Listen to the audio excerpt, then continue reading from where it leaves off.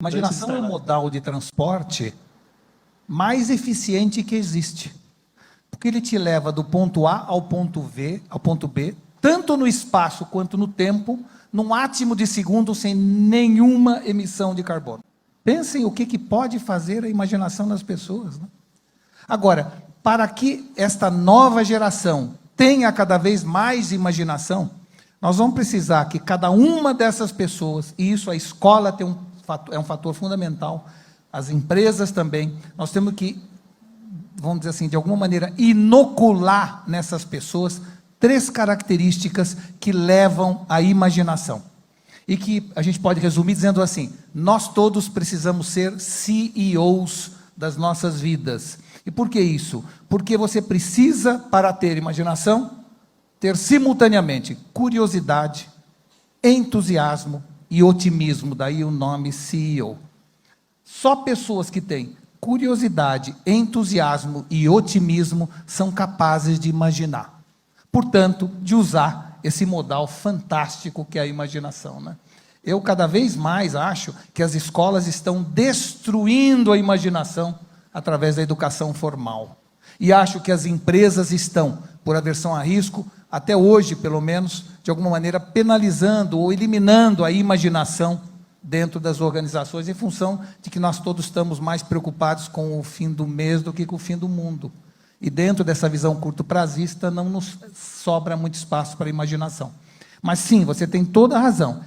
De todos os modais de transporte, a imaginação é o único modal de transporte do impossível, tornando possível qualquer coisa. Eu posso viajar para frente do tempo, para trás do tempo, para qualquer lugar do mundo, para qualquer lugar do universo, bastando imaginar. Só que para isso é fundamental que eu tenha dentro do meu cérebro, dentro dos meus neurônios, a capacidade de pensar exige, antes de tudo, conhecimento embarcado. E esse é o maior desafio que nós temos hoje. Quando eu era pequeno, tudo o que eu tinha que aprender, tudo que eu aprendi, eu guardava na minha cabeça. Não tinha outro lugar para guardar. Não tinha onde guardar alguma coisa num hard disk, num pendrive. Então, as pirâmides do Egito, Kelps, Kefren e Migerinos, os afluentes à margem direita do Amazonas, né?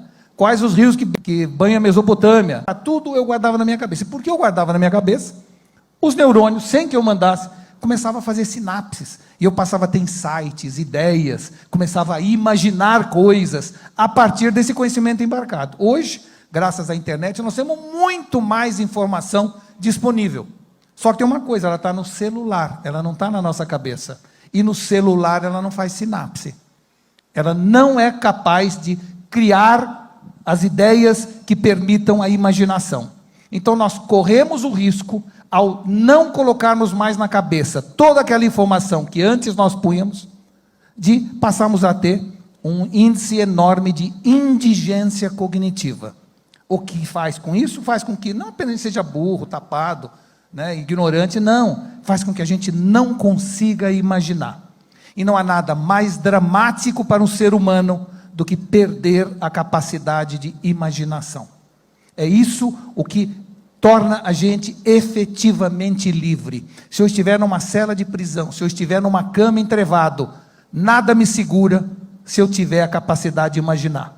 No entanto, se eu estiver andando, caminhando e solto, mas preso a horário, preso a trânsito, preso a obrigação e compromisso, e não imaginar, eu sou um escravo da vida, e a vida não merece ser vivida assim.